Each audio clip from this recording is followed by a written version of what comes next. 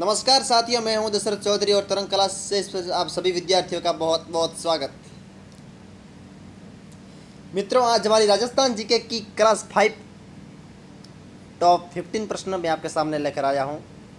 और पहला प्रश्न आपकी स्क्रीन पर शो हो रहा है। पशु पक्षियों को महत्व देने वाली रियासत है कोटा, बूंदी, नाथद्वारा, अलवर।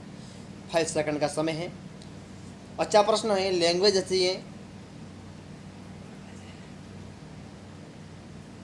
और इसका राइट आंसर है बूंदी, न कि कोटा। कब कोटा क्या है? कोटा में शिकार के दृश्य हैं, न कि बूंदी में। और ध्यान रखना, नाथद्वारा में भगवान श्री कृष्ण की बहुत आराधना की जाती है और अलवर का कोई लेना देना नहीं है। इसी प्रकार आप समझ जाइए, बूंदी में सुनहरे रंगों का प्रयोग किया गया है। नायिका का वर्णन भी किया गया है। नाचता हुआ मोर किस रियासत की विशेषता है? तो बूंदी की। एक प्रश्न नहीं, तीन तीन प्रश्न आपके सामने सॉल्व हो रहे हैं। अब समझ जाइए कि एग्जाम में प्रश्न कैसे आएगा। तरंग क्लासेस पर पढ़ने के बाद आप सभी विद्यार्थियों का कंसेप्ट क्लियर हो जाएगा। नेक्स्ट, दूसरा क्वेश्चन। साहित्यिक मारवाड़ी भाषा को कहा जाता है डिंगल, पिंगल, मेवाड़ी और बागड़ी। 5 सेकंड का टाइम है। देखिए प्रश्न और इसकी लैंग्वेज को कि कैसे प्रश्न आजकल एग्जाम में पूछे गए हैं, वैसे हमने ये लिए हैं, इंक्लूड किए हैं, क्योंकि जो गत वर्षों में प्रश्न पूछे गए हैं उनमें से ही प्रश्न रिपीट होते हैं। ये मैंने आपको पहले ही बताया और आज वापस बता रहा हूँ। नए प्रश्न है, आ सकते हैं।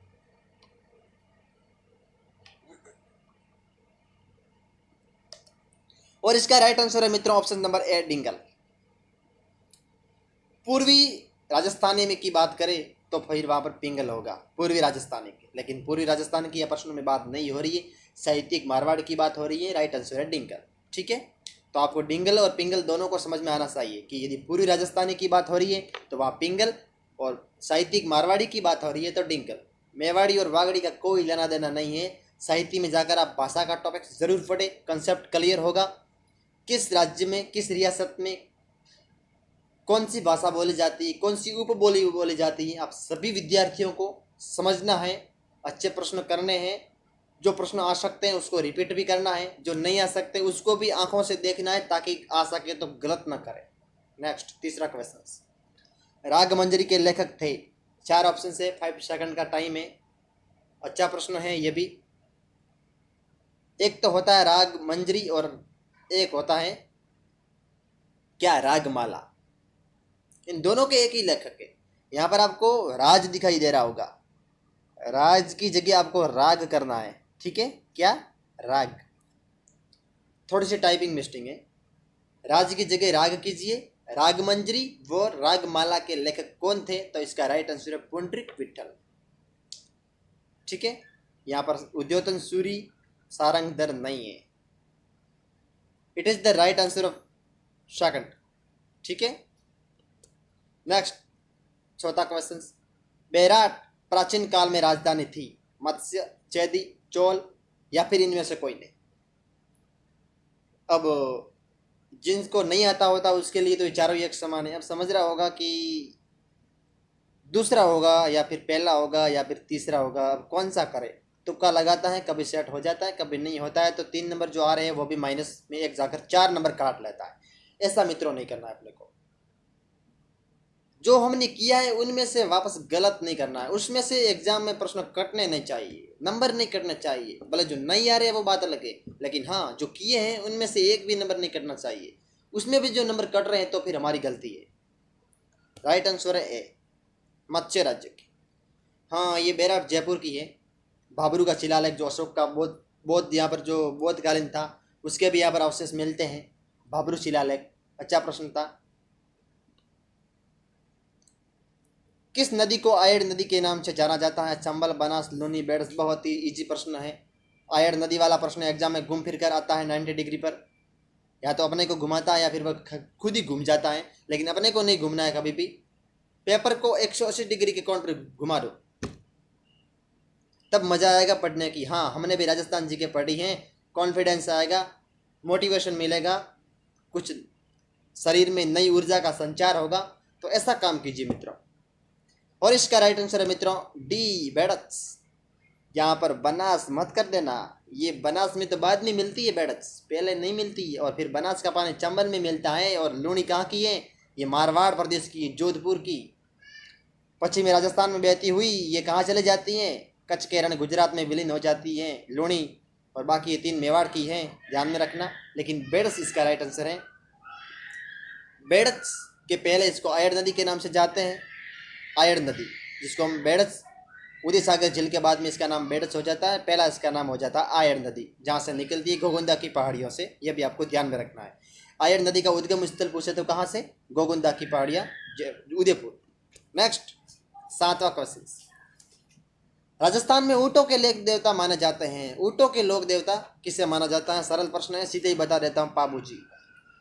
तेजा जी क्या है? इसे हम काला बाला के देवता भी जानते हैं, और सांपों के देवता के रूप में गोगा जी को।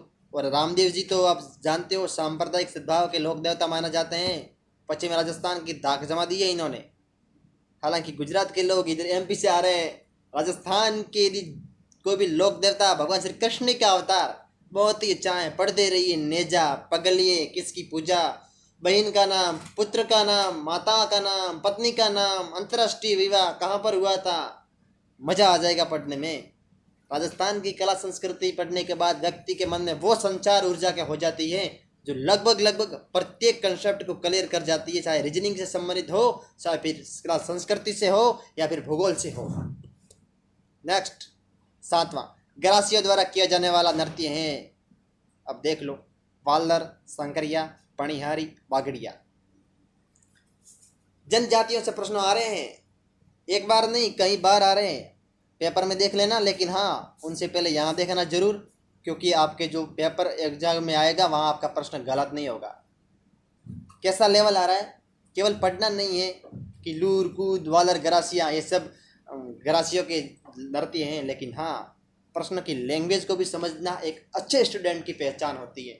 मैं आप सभी विद्यार्थियों को एक बार पुनः हमारे चैनल की ओर से बहुत बहुत शुभकामनाएं देता हूँ। आपके एग्ज़ाम से पहले आप एग्ज़ाम में एकाग्रचित होकर, शांत चित्त धरकर, मन में जोश भरकर एग्ज़ाम दीजिए। टाइम का मैनेजमेंट रखिए और उसके बाद आपका एक भी प्रश्न गलत नहीं होगा। शायद दुनिया की कोई भी ताकत हो आपके सामने जरूर झुकेगी। इसका राइट आंसर है ए, संकरिया, पणिहारी, बागड़िया। ये किसके हैं तो ध्यान रखना, ये कालबेलियों के हैं। ठीक है। नेक्स्ट, राष्ट्रीय बीजीय मसाला अनुसंधान केंद्र स्थित हैं। सीधे ही बता देता हूँ, तभी जी अजमेर में। अब आप बताओ कि सेवर में क्या है? सेवर में सरसों अनुसंधान केंद्र हैं, ये भी ध्यान रखना। आप बताओ कि गोटन नागौर में क्या है? तो गोटन नागौर में क्या है? सफेद संगमरमर का कारखाना है, प्रथम, वो भी प्रथम। हालांकि खारिया खंगार जोधपुर में भी है, मांगरोल चित्तौड़गढ़ में है, लेकिन सबसे प्रथम पूछे तो गोटन नागौर में है। यह भी आपको ध्यान में रखना है। अब आप कहोगे गंगानगर क्या है, यह भी बता दो।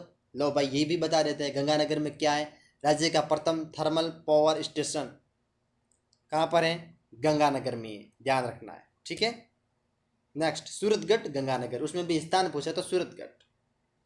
राजस्थान के किस जिले में गंगा मंदिर है? एकमात्र केवल राजस्थान का वही जिला है जहां पर गंगा मंदिर है। अब गंगा मंदिर कौन था?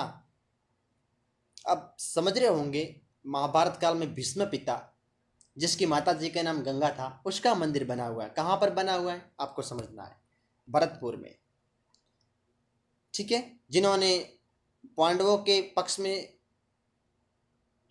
युद्ध नहीं लड़ा था, कौरवों के पक्ष से युद्ध लड़ा था, लेकिन मन में उसका जो जिक्र था वो पांडवों को जीत दिलाने थी, क्योंकि पांडव उस समय न्यायप्रिय थे और जो कौरव थे वो अन्याय के पक्ष में थे।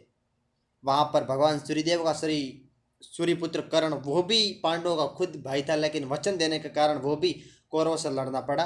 तो प्राचीन काल में वचन देने की परंपरा सर्वोपरि है। हालांकि अब वहाँ पर हम नहीं जाएंगे, लेकिन फिर भी मैंने आपको समझाने की कोशिश की है कि गंगा मंदिर क्या है। भरतपुर में है, भीष्म पिता की माता गंगा थी, उसका मंदिर भरतपुर में बना हुआ है। ठीक है। नेक्स्ट, हुरडा किस राज्य में स्थित था? जब मेवाड़ मारवाड़ की बात करें तो उस टाइम में हुरडा एक रियासत थी। राजस्थान में रियासतें के माध्यम से हम जानते थे, या फिर राज्य भी कह सकते हैं। अभी अभी जिलों में परिवर्तित हुआ, लेकिन पहले की बात करें तो वह रियासत थी। मारवाड़ रियासत, जयपुर रियासत, जोधपुर रियासत कह सकते हैं, या इसको मारवाड़ को मेवाड़ रियासत बोल सकते हैं, बीकानेर रियासत बोल सकते हैं। ठीक है। तो राजपूत रहते थे यहाँ पर। हुरडा ये मेवाड़ से संबंधित है। मेवाड़ में यदि कहाँ किस जिला की बात करें तो मेवाड़ में जिला है भीलवाड़ा। ठीक है।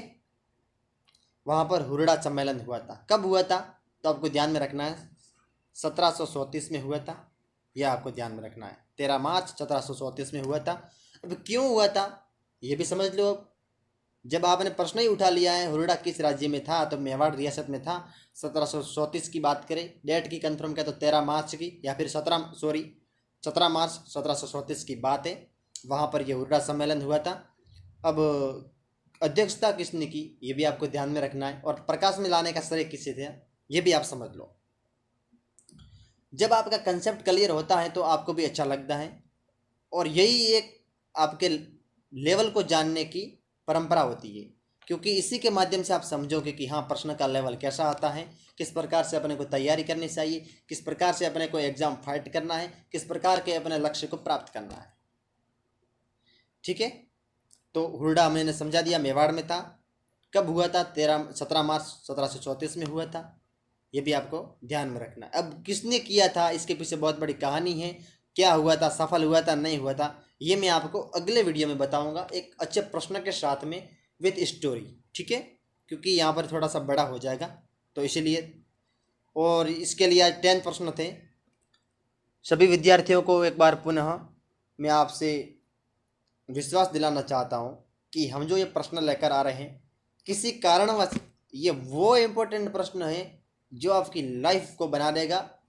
अच्छे बुक्स कोई भी पढ़िए, उसके बाद में इस प्रश्नों को सॉल्व कीजिए।